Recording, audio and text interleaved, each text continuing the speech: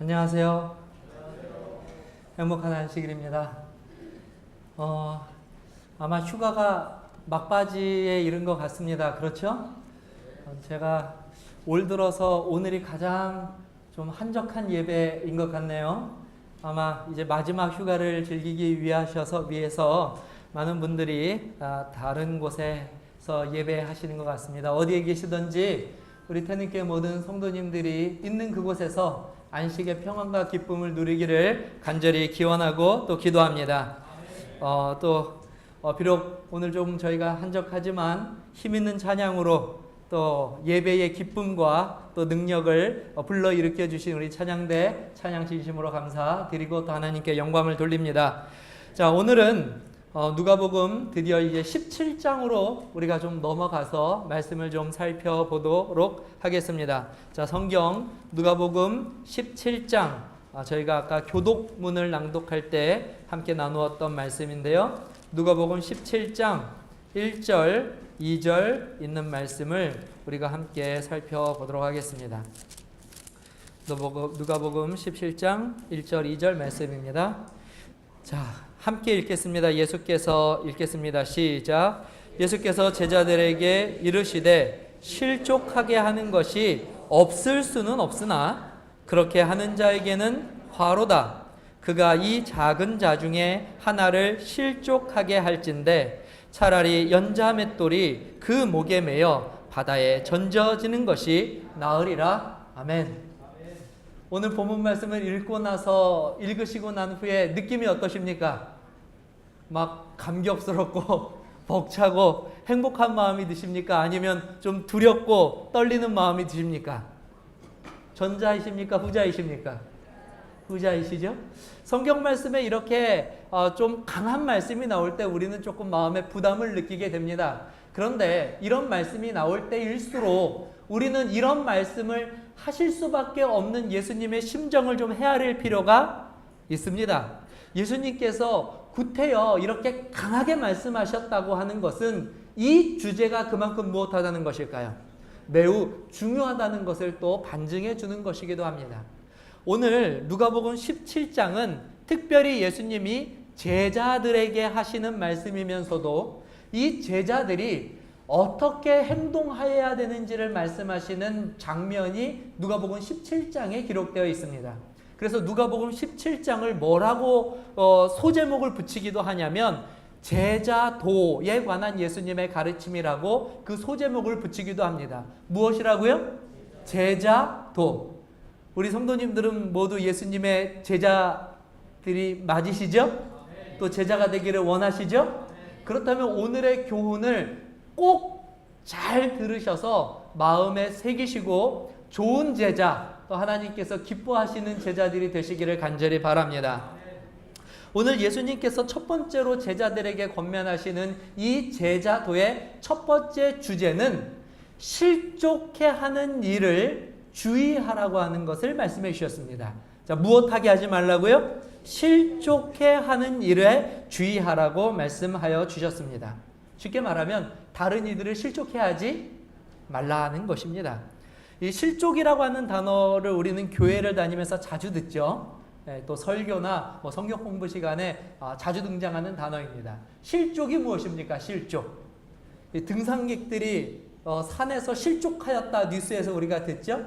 이 실족이라고 하는 한글 사전의 의미는 발을 헛디디다라는 의미를 가지고 있어요.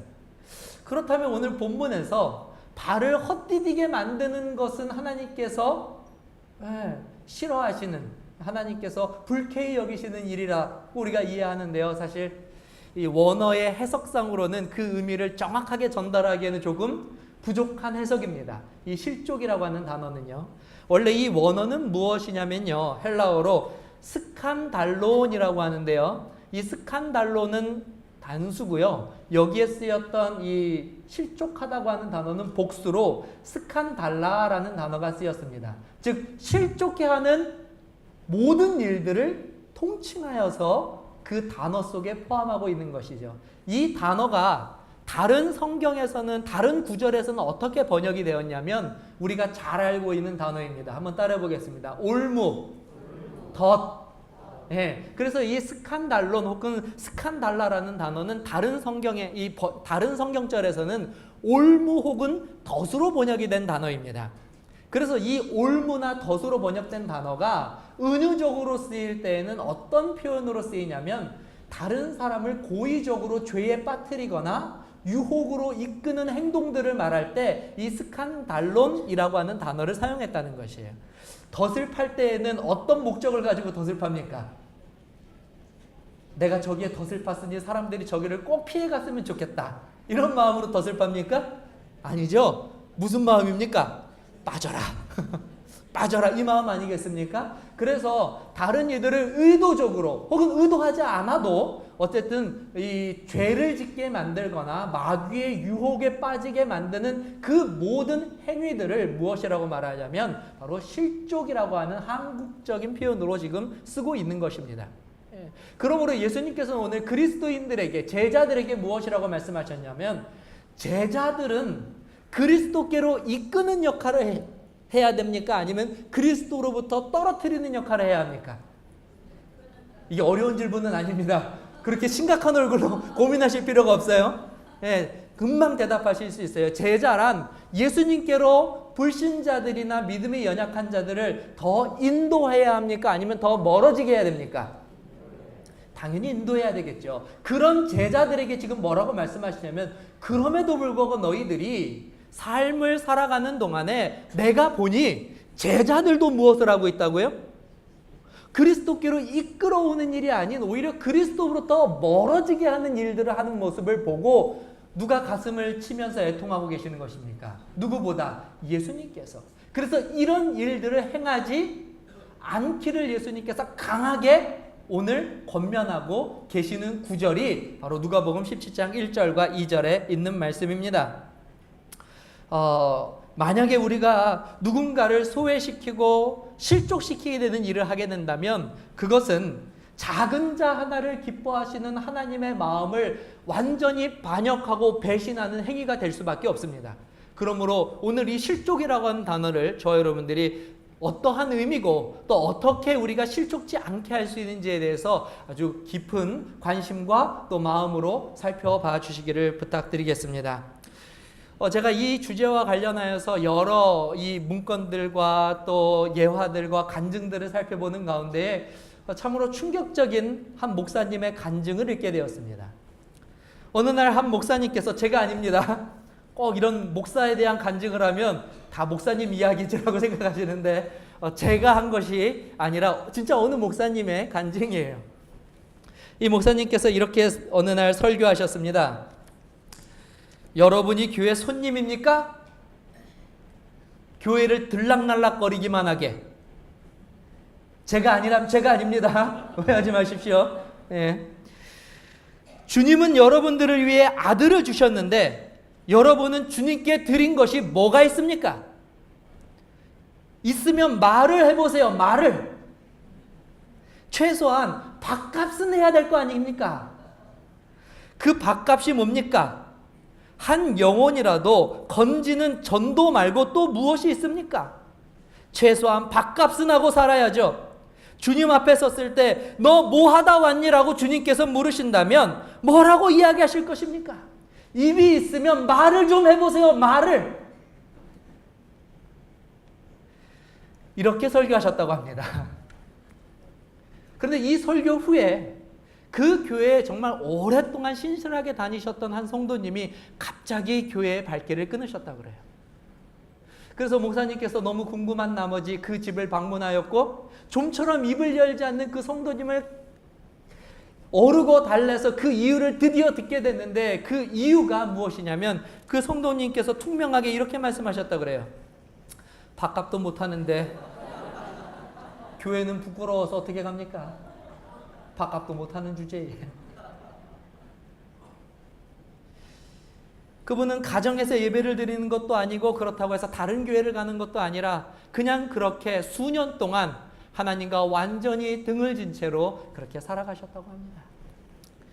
이 예화에 나타난 목사님의 설교도 우리가 듣다 보면, 우리가 오늘 이 예화의 내용을 보면 그 목사님도 분명히 실수가 있습니다. 그렇다고 해서 이 설교를 들은 성도의 행동은 바른 것이냐? 또 그렇게 보면 그렇지도 않습니다. 그러나 문제는 결국 이와 같은 일을 통하여 누군가는 무엇하였다는 거예요? 실족하게 되었고, 이 실족한 것은 결국 누구의 마음을 가장 아프게 하였을까요? 예수님의 마음을 가장 아프게 하였다고 하는 사실입니다. 실족하게 하는 것은 먼저 실족시키는 자들의 부주의가 문제가 될 수 있습니다. 먼저 우리가 살펴볼 것은 실족시키는 자들의 잘못된 모습들을 먼저 좀 살펴보도록 하겠습니다. 여러분, 신앙이란 무엇입니까? 신앙. 우리가 일반적으로 이야기하죠. 신앙생활을 한다. 신앙생활이란 무엇이냐면 성경 말씀을 통하여서 말씀을 드리면 신앙생활이란 결국 한번 따라해 보겠습니다. 신앙생활이란 관계다. 무엇이라고요? 신앙생활이란 결국 관계입니다. 어떤 관계냐면 하나님과 나와의 관계입니다. 첫 번째는요. 두 번째로는요. 나와 이웃의 관계입니다.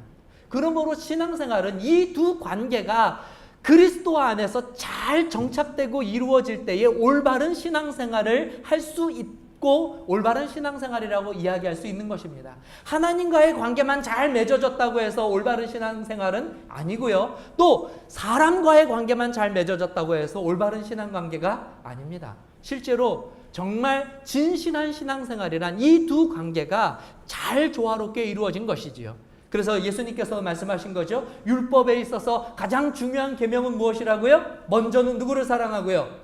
주 하나님을 사랑하고 그 다음에는요. 내 이웃을 내 몸과 같이 사랑하라는 그 사랑의 관계에 대해서 말씀하신 것입니다. 그러므로 우리는 누구를 대하든지 간에 항상 이 관계의 문제에 있어서 하나님과 관계를 맺듯이 내 이웃과도 관계, 내 주변에 있는 성도들과도 관계를 맺어야만 합니다. 실족해하는 자들이 첫 번째로 가장 빠지기 쉬운 유혹이 무엇이냐면 이기심입니다. 무엇이라고요? 이기심입니다. 이기심이란 곧 나만 생각하는 마음입니다. 다시요. 이기심이란 곧 나만 생각하는 마음입니다. 남들은 어떻게 되든지 상관없이 내가 괜찮다고 생각하거나 내가 지금 당장 하고 싶은 일이 있다면 다른 사람은 안중에도 두지 않고 그저 내 이기심만 채우려고 하는 그와 같은 행위들을 하나님께서는 무슨 행위라고 말씀하시냐면 실족해하는 행위라고 말씀하고 계신 것입니다. 예를 들어서 우리가 사회에서도 그렇죠. 직장 상사가 갑자기 점심시간에 야, 오늘 시간이 너무 없어서 그런데 오늘은 중요한 회의를 식사 시간에 좀 해야 하니까 우리가 식사를 좀 같이 하지. 이렇게 제안을 했어요. 그런데 한 사람이 저 싫은데요. 저는 오늘 죽었다 깨어나도 중식을 먹어야겠습니다. 근데 오늘 과장님, 부장님이 잡으신 곳은 한식이잖아요. 저는 그렇게 못합니다. 가서 회의하십시오. 저는 혼자 짜장면 먹으러 가겠습니다. 이렇게 말하면 될까요? 안 될까요? 되겠습니까? 안 되겠습니까? 사회생활을 할 때도 우리는 그렇게 하지 않습니다. 그런데 놀랍게도 우리가 신앙생활을 하는 이 교회 안에서는요. 다른 사람들의 유익과 연약한 자들의 믿음을 위하여서 마땅히 내가 숨기고 어떨 때는 감추고 좀 조심해야 되는 상황 속에서도 오히려 나는 당당한 것처럼 그 일을 하는 그와 같은 어리석은 일들이 종종 발생한다고 하는 사실이에요.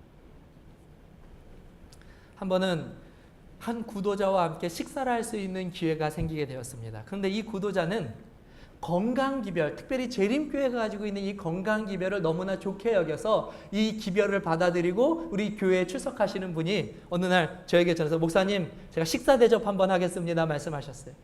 너무나 좋아서 집사님들과 함께 식사를 하러 갔는데 그분 나름대로 고민해서 정한 메뉴가 뭐였냐면 스파게티였습니다. 스파게티. 그분이 가시면서 그래요. 목사님, 제가 전에는 사실 식사 대접하면 곱창이나 제가 좋아하는 다른 것을 했을 텐데 제가 오늘 고민 많이 했습니다. 그분도 그렇게 좋아하는 음식은 아닌 것 같은데 어쨌든 노력하셔가지고 그분이 생각하기에 가장 이 적합한 음식을 고르신 게 스파게티였나 봐요. 아우 좋습니다. 잘하셨습니다. 스파게티 좋아합니다. 가서 스파게티를 탁 먹는데 말이죠. 스파게티를 주문하러 딱 오는 그 뭐죠? 그 종업원이 뭐라고 이야기하냐면 음료는 뭐로 하시겠습니까? 물과 콜라가 있습니다. 근데 그분이 탁 보다가 좀 주저해요. 왜 주저하고 계실까요? 야, 우리 재림교회는 무엇을 마시지 않는 것을 알고 있는 거예요? 네, 그런 음료는 좀 피하고 있다는 것을 알고 있는 것 같아요. 그래서 좀 주저하시는 거예요. 네, 그래서 그분이 말을 못하고 있는데 같이 가 계시는 이 성도님이 말이죠. 거기서 이렇게 뭐라고 하시냐면 어떻게 콜라 드셔야죠. 스파게티에는 콜라죠. 그러면서 거기서 그치면 되는데 저를 바라보시면서 뭐라 그러냐면 목사님도 콜라 하실 거죠? 아니 저는 콜라 하세요. 콜라.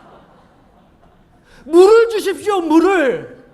그럴 때에는 말이죠. 정말 우리가 집에서 물 대신 콜라를 먹는 사람이 있더라도 말이죠. 그럴 때는 우리가 무엇 해야 합니까?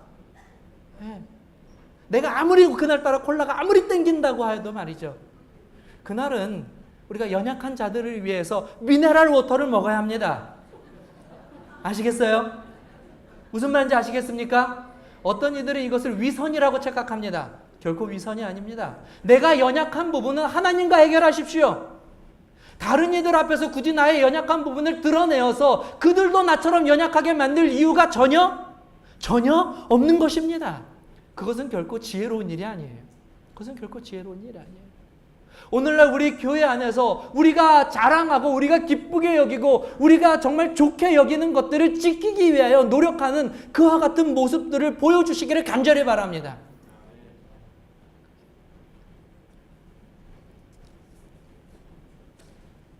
나의 개인적인 이기심을 채우기 위하여 다른 이들을 안중에도 두지 않는 모습은 결코 하나님께서 기뻐하시는 일이 아니고 그것은 결코 지혜로운 일도 아니라는 것입니다.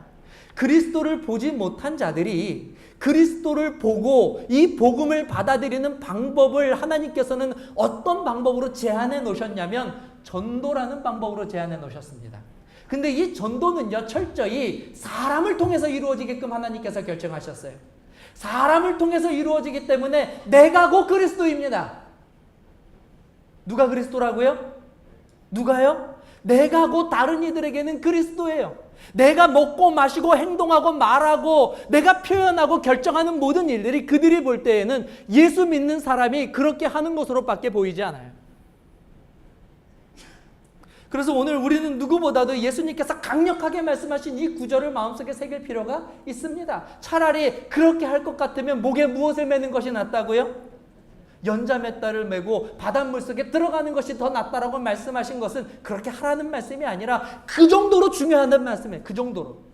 마음속에 그렇게 주의하면서 날마다 생활하라고 이렇게 말씀하여 주신 것입니다. 그러므로 오늘 저와 여러분들은 이 말씀을 무엇보다도 주의하면서 내가 곧 나의 모든 삶이 증거하는 것이 곧 무엇이라고요? 그냥 우리가 옆집 사람들이 나를 말할 때는 201호 엄마, 305호 엄마 이렇게 부르는 것 같지만 교회를 갈 때 그 엘리베이터에서요, 어디 가세요? 저 교회 가는데요. 라고 말하면 그때부터는 205호 엄마가 아닙니다. 그때부터는 누구예요? 그때부터는 그리스도의 대리자입니다. 그리스도예요. 그가 그리스도인이에요. 그때부터는 우리의 삶과 행동이 무엇 돼야 됩니까? 바뀌어야 돼요. 위선이 아닙니다. 지혜로운 일이에요. 성령께서 우리와 함께 하시는 그와 같은 강력한 간구를 구할 때에나 있을 수 있는 그와 같은 변화입니다. 이런 일들을 사모하시고 이런 일들을 실천할 수 있는 저와 여러분 되시기를 간절히 바랍니다. 그래야 전도가 되는 것이에요. 우리 성경 말씀 한 절 좀 찾아보도록 하겠습니다. 고린도전서 8장 13절입니다.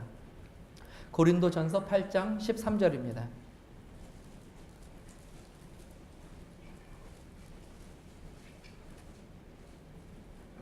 다 찾으셨나요? 고린도전서 8장 13절 함께 읽겠습니다. 시작. 그러므로 만일 음식이 내 형제를 실족하게 한다면 나는 영원히 고기를 먹지 아니하여 내 형제를 실족하지 않게 하리라. 누구의 고백입니까? 누구의 고백입니까? 바울의 고백입니다.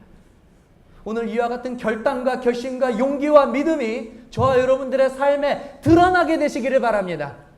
실천되게 되시기를 간절히 바랍니다. 그래서 적어도 태능교회 다니는 성도들에게서는 그리스도인다운 모습만을 볼 수 있는 그와 같은 아름다운 소식들이 전파되는 그와 같은 아름다운 열매들, 역사들이라는 길을 주님의 이름으로 간절히 축원합니다. 두 번째로 이 실족시키는 자들이 빠지기 쉬운 유혹은 무엇이냐면 바로 교만의 유혹입니다. 어떤 유혹이라고요? 교만의 유혹입니다. 교만은 다른 사람들보다 나를 더 낮게 만들고 싶은 유혹이 바로 교만입니다. 그런데 이 교만의 유혹이 어느 때 가장 많이 찾아오냐면 다른 사람들의 실수나 허물을 볼 때에 가장 많은 유혹으로 찾아옵니다. 신앙생활을 오래 우리가 하면 할수록 무엇이 잘 보이냐면 다른 사람들이 그리스도인답지 하나님의 뜻대로 살지 못하는 모습들이 그렇게 마음에 이렇게 눈에 자꾸 보여요. 아, 저건 아닌데 저렇게 살면 안 되는데. 그러면 어떤 마귀의 유혹이 그때 같이 들어오냐면 가서 말해. 소리쳐. 야단쳐. 그때 야단칠 때는 얼굴을 좀 차갑게 하고 목소리의 언성도 높이고 아주 위험 있는 모습으로 가서 이야기해. 이런 유혹을 받게 됩니다. 그런데 이런 마귀의 유혹을 끝까지 거절하게 되시는 저와 여러분 되시기를 바랍니다. 지혜 있는 어르신들이 아이들 교육을 시킬 때 보면 이런 말씀 자주 하셔요. 아이들은 야단만 친다고 바뀌지 않아. 뭐라고요? 아이들은요 절대 야단 친다고 바뀌지 않습니다. 제가 어렸을 때 중학교 때 수학여행을 갔을 때 제 친구 한 명이 선글라스를 샀어요. 제가 한번 말씀을 드렸는데 이 선글라스를 사가지고 뭐 가지고 놀다가 저한테 선물을 했어요. 너 가져?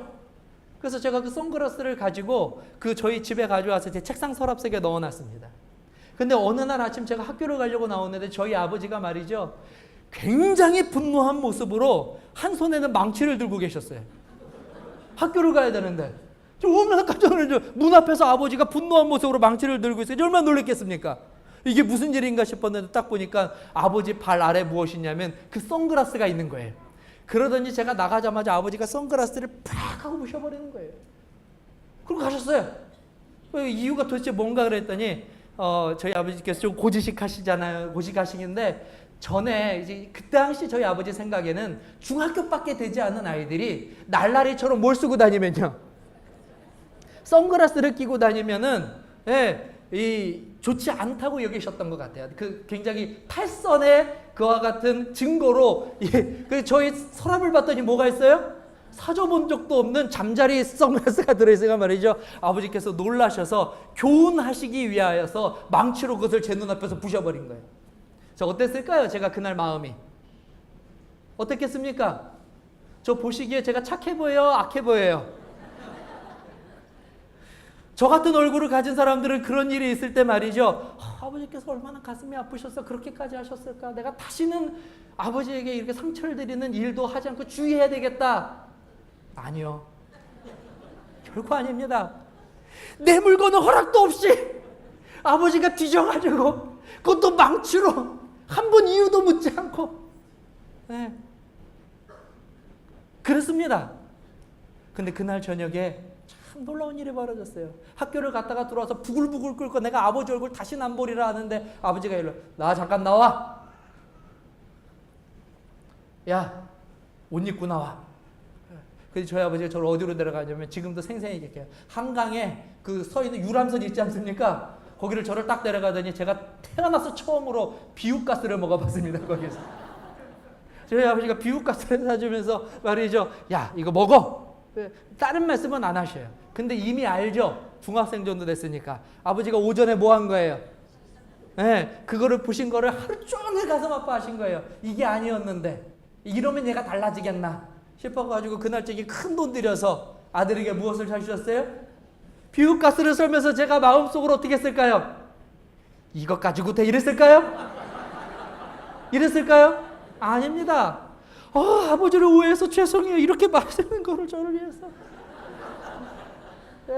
내가 다시는 내가 이 선글라스를 준 녀석을 쫓아가서 내가 뭐라고 해야지 말이지. 오늘 우리들에게 정말 필요한 것은 인내와 사랑과 친절과 관용과 용서입니다. 이것이 실수하는 다른 영혼들을 되돌릴 수 있는 유일한 방법으로 하나님께서 우리에게 말씀해 주셨어요. 결국 어느 순간에도 누군가 실수하거나 잘못된 길로 갈 때에 무서운 얼굴로 크게 호통치지 않게 되시기를 바랍니다. 그것 통해서 돌아올 수 있는 사람은 단 한 명도 없습니다. 오히려 마음속에 분노만 쌓여가죠. 원망만 쌓여가죠. 교회를 떠나게 하는 이유가 되는 것입니다. 결국 그 일은 하나님께서 우리에게 원하시는 일이 아니에요. 그것을 통하여 누구의 속은 후련할 수 있어도 내 속은 후련하고 나는 이만큼 안다고 다른 사람 앞에 자랑할 수 있을지는 몰라도 결국 그렇지 않습니다. 결국 그렇지 않아요. 제 사랑하는 친구 한 명이 지금까지 교회를 떠난 친구가 있습니다. 그 친구가 교회를 떠난 것은 연말에 교회에서 문학의 밤을 준비하기 위해서 이 친구가 못 치는 기타를 정말 열심히 연습했어요. 그래서 안식일에 이제 금요일 저녁에 그가 이제 무대에 서니까 너무 긴장이 돼서 교회를 일찍 와가지고 교회 그 이제 단상 위에 올라가가지고 미리 리허설을 했어요. 근데 그 모습을 누가 보셨냐면 목사님이 보셨어요. 그리고 목사님 뭐라고 말씀하셨냐면 거룩한 하나님의 단상에서 기타를 치는 게 지금 말이 되냐고 호통을 쳤어요. 제 친구에게. 그것 때문에 안 나옵니다. 지금까지 교회를. 농담이 아니에요. 제가 경험한 진짜 실화입니다. 지금까지 안 나와요. 만약에 그때 목사님께서 제 친구에게 야 잠깐 내려와 볼래? 지금 뭐 하고 있었어? 아 오늘 문학의 밤 때문에 연습하고 있었구나. 야 잠깐 내려가서 아이스크림 하나라도 먹자 하면서 아이스크림 하나 사주면서 말이죠. 야 그런데 목사님 생각하기에 그 단상에서 이렇게 노래하고 기타 치는 건 아직까지는 우리 성도들도 그렇고 나도 그렇고 야 이건 좀 받아들이기 좀 힘든 일인데 왜냐하면 단상은 하나님의 말씀이 선포되는 거룩하신 곳이기 때문에 그래. 오늘 단상 말고 다른 곳에서 좀 하면 어떨까? 그러면 참 고마울 것 같은데 그러면 그 아이가 싫은데요? 오늘 왜 저한테 이렇게 말씀하시죠? 저 다시는 교회 안 나올까 그럴까요? 목사님 죄송합니다. 제가 몰라서 그랬어요 목사님. 그런데 그냥 말씀만 하셔도 되는데 아이스크림까지 사주고 그러셔요. 제가 더 열심히 하겠습니다. 그렇게 하지 않을까요? 제가 지금 너무 과한 추측을 하는 것입니까? 우리들이 조금만 기도하고 하나님께 그 영혼을 불쌍히 여기고 저 영혼이 실족도 하지 않고 주님의 말씀대로 생활할 수 있는 방법이 무엇인지 간절하게 기도하면 그런 거 알려주시지 않을까요? 태능교회는 이 이후로 다시는 그런 일이 일어나지 않게 되시기를 간절히 바랍니다. 물론 그 전에도 없었다고 저는 믿습니다. 그러나 이후에도 일어나지 않기를 바라요. 우리는 누구에게도 친절하게 되시기를 바랍니다. 누군가를 권면하려면 오늘 말씀 하나 좀 함께 읽어볼까요? 빌립보서에 있는 말씀입니다. 빌립보서 2장 1절이에요. 빌립보서 2장 1절. 빌립보서 2장 1절입니다. 함께 읽겠습니다. 2장 1절부터 5절까지 함께 읽겠습니다. 시작. 그러므로 그리스도 안에 무슨 권면이나 사랑의 무슨 위로나 성령의 무슨 교제나 긍휼이나 자비가 있거든 마음을 같이하여 같은 사랑을 가지고 뜻을 합하여 한 마음을 품어 아무 일에든지 다툼이나 허용으로 하지 말고 오직 겸손한 마음으로 각각 자기보다 남을 낮게 여기고 각각 자기의 일을 돌볼 뿐더러 또한 각각 다른 사람의 일을 돌보아 나의 기쁨을 충만하게 하라. 너희 안에 이 마음을 품어라. 곧 그리스도 예수의 마음이니. 이 유명한 구절이 말이죠. 다른 사람을 향한 권면의 말씀 속에 포함됐다고 하는 것을 우리들은 깨달아 알아야만 합니다. 그리스도 예수의 마음은 누구를 바라볼 때예요? 내가 아닌 다른 이들을 바라볼 때에 반드시 품어야 할 마음입니다. 예수님께서 이 땅을 살아가면서 죄인들을 볼 때 얼마나 호통치고 싶은 일들이 많으셨겠습니까? 얼마나 무서운 얼굴로 얼마나 분노하고 싶은 상황들이 많으셨겠어요.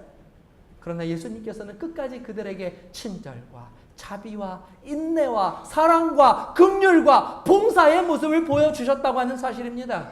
그러므로 우리도 누구예요? 우리도 그리스도인 아닙니까?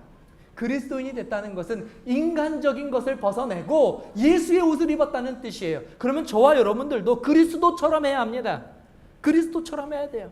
예수님이라면 과연 이때에 이렇게 무서운 얼굴로 호통치시고 돌아가셨을까? 결코 그렇지 않으실 것입니다. 그러므로 오늘 저와 여러분들이 바로 이 실족해 하는 그와 같은 마귀의 유혹에서부터 자유롭게 되시기를 간절히 바랍니다. 두 번째로 실족해 하는 자들도 문제가 있지만 실족을 당하는 자들에게도 문제가 있습니다. 우리는 그리스도인이 될 때 한 가지를 분명하게 포기해야 되는 것이 있습니다. 한번 따라해 보겠습니다. 나는 예전으로 돌아가지 않겠다. 뭐로 돌아가지 않겠다고요? 무슨 일이 있어도 나는 다시는 예수 없었던 때로 돌아가지 않겠다라고 하는 각오가 단단히 되어 있어야만 합니다. 무슨 일이 있어도요. 다시 말하지만 무슨 일이 있어도요. 여기 와서 매를 맞든 욕을 얻어먹든 어떤 마음의 상처를 크게 받든지 가든 그것이 말이죠. 결코 내가 예수를 떠나는 이유가 되어서는 안 됩니다. 절대 안 됩니다.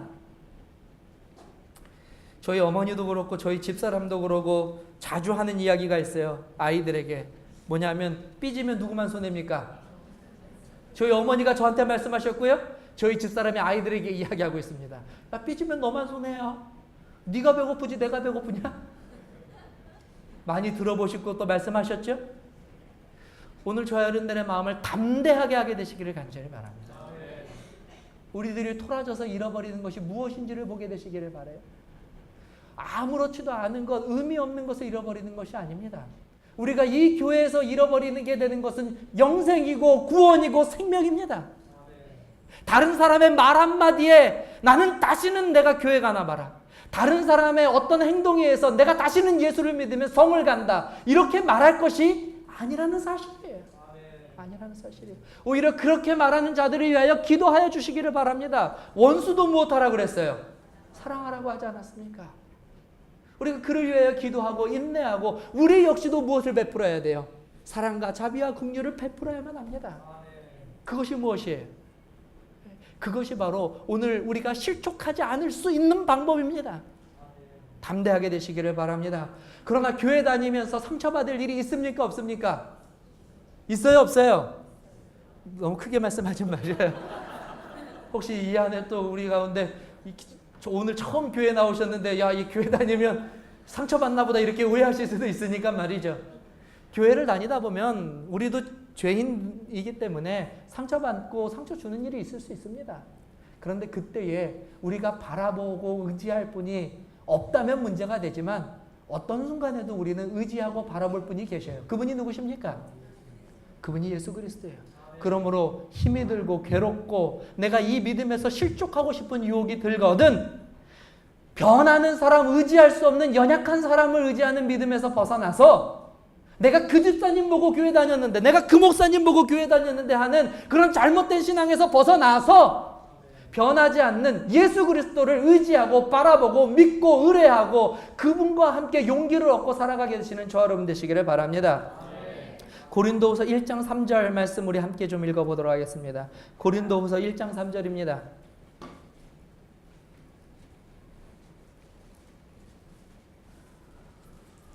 고린도후서 1장 3절입니다. 우리 5절까지 한번 읽어볼까요? 읽겠습니다. 시작. 찬송하리로다. 그는 우리 주 예수 그리스도의 하나님이시요 자비의 아버지시요 모든 위로의 하나님이시며 우리의 모든 환난 중에서 우리를 위로하사 우리로 하여금 하나님께 받는 위로로서 모든 환난 중에 있는 자들을 능히 위로하게 하시는 이시로다. 그리스도의 고난이 우리에게 넘친 것 같이 우리가 받는 위로도 그리스도로 말미암아 넘치는도다. 아멘. 아멘. 실족하는 것에 대해 유혹을 받고 계신 그와 같은 성도님들이 계시면 이제는 사람이 아닌 그리스도를 바라보며 믿음의 굳건한 믿음을 갖게 되시기를 간절히 바랍니다. 그리스도를 믿는 자들은 결코 실족하지 않을 것입니다. 결코 돌아서는 유혹에 빠지지 않게 될 것입니다. 또 그리스도께서 우리에게 보여주신 본대로 생활하는 자들은 결코 그리스도의 모습이 아닌 다른 인간적인 모습으로 다른 이들을 실족해 하지 않게 될 것입니다. 결국 정답은 그리스도입니다. 오늘 저와 여러분들이 바로 그 예수의 마음을 저와 여러분들의 마음에 품게 되시기를 간절히 바랍니다. 오늘 말씀을 제가 이렇게 다 준비하면서 마지막 설교를 딱 마쳤어요. 오늘 말씀 참 귀하다 생각하고 설교를 마치고 방으로 딱 들어가는데 저희 집사람이 누워서 그 밤에 잠을 안 자고 핸드폰을 하고 있더라고요. 제가 보니까 갑자기 화가 확 났어요. 그래서 뭐라고 그랬냐면 소리를 쳤습니다. 뭐해 밤에? 뭐 하는 짓이야? 그랬어요. 그리고도 제가 얼마나 놀랐는지 모릅니다. 오늘 뭘 준비하고 있었어요? 이런 설교를 다 준비해 놓고 말이죠. 딱 끝나자마자 무섭고 엄하고 자비가 없는 얼굴로 또 지적을 하고 있는 거예요. 뭐 하는 거야? 저희 집사람이 갑자기 뭐라 그러냐면 내일 아침에 맛있는 밥 해주려고 하고 있는데 뭘 맛있는 거 좀 할까 하는데 제가 돌아서는데 말이죠. 뜨끔해요. 결국 오늘 아침엔 어제 먹은 밥을 먹었습니다. 그 맛있는 밥이 뭔지 아직 몰라요. 그때 제가 친절하게 아니 피곤하지. 아니 근데 이 밤까지 뭐 하고 있어? 아, 빨리 자. 이랬다면 저희 집사람이 내일 안식일이니까 좀 특별하고 맛있는 음식을 좀 해주려고 지금 좀 찾아보고 있어. 그러면 야 진짜 맛있는 거야. 그러면서 얼마나 기쁘고 즐겁게 그 안식일 저녁에 행복했을까요? 저녁에 자는데 돌아 누워서 자면서 말이죠. 아침에 밥도 맛있는 거 못 얻어먹고 오늘 이렇게 설교를 하면서 양심에 찔리면서 말이죠. 우리들은 연약한 자들입니다. 그렇죠? 오늘 설교를 듣고 오늘 우리의 마음속에 새기는 것으로는 끝나서는 안 됩니다. 결심하셔야 돼요. 그리고 늘 깨어 있어야 합니다. 정신 바짝 차려야 돼요. 네. 실족해 하는 일을 할 수도 있기 때문에 그렇습니다. 사랑하는 성도 여러분, 오늘의 말씀이 저 여러분들에게 매 순간 이루어지는 결심이 되게 되기를, 그 강한 하나님의 성령의 음성이 되게 되기를 주님의 이름으로 간절히 기원하며 말씀을 마치도록 하겠습니다.